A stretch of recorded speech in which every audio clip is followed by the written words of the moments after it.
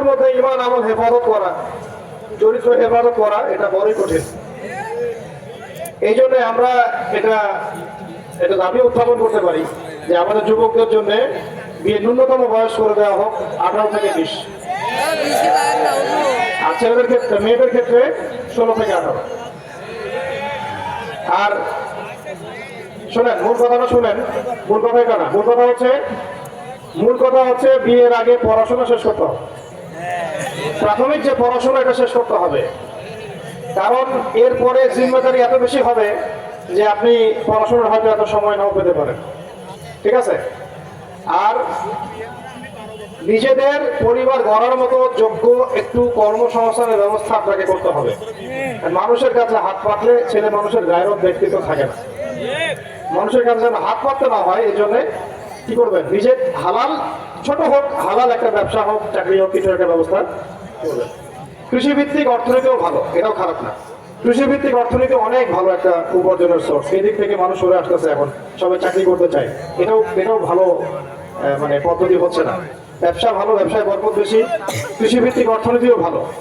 সবাইকে চাকরি করতে হবে এটা জরুরি না। এখন মূল কথাটা শোনেন। মূল কথা হচ্ছে পরিবারের মধ্যে কোনো অবস্থাতেই অনইসলামিক কোনো দর্শনকে ঠাঁই দেওয়া যাবে না। এই দেশের মালিক আমি না, কিন্তু আমার পরিবারের তো মালিক আমি। এই দেশে ইসলাম প্রতিষ্ঠা করার ক্ষমতা হয়তো এখন আমার নাই, ব্যক্তিগতভাবে বা আমাদের নাই, আমাদের একক কোনো কর্তৃত্ব এখানে আছে নাই। কিন্তু আপনার পরিবারের উপর কর্তৃত্ব কার কর্তৃত্ব? তাই যখন আপনি পরিবার করবেন তখন দিনদার ছেলে দেখে বিয়ে করবেন, আর যখন পরিবার করবেন দিনদার মেয়ে দেখে বিয়ে করবেন।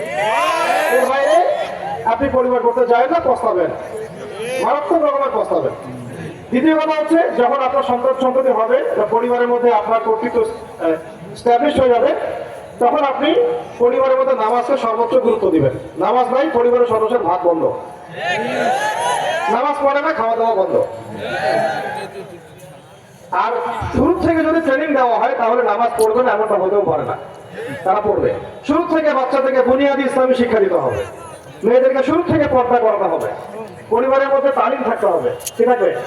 তালিম থাকবে, সাপ্তাহিক তালিম থাকবে, দার্স থাকবে। পরিবারের প্রত্যেক সদস্যকে দিনের জন্য কাজ করার ফিকির করতে হবে।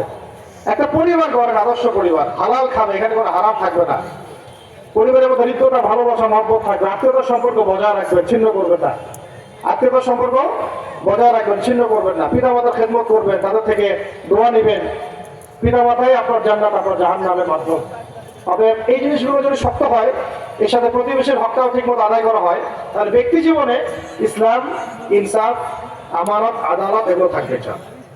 এগুলো যখন ঠিক থাকবে তখন আদাব ও মুআশারা ঠিক হয়ে গেল, তখন আপনার দ্বারা সমাজের মানুষ ভালো কিছু পাবে।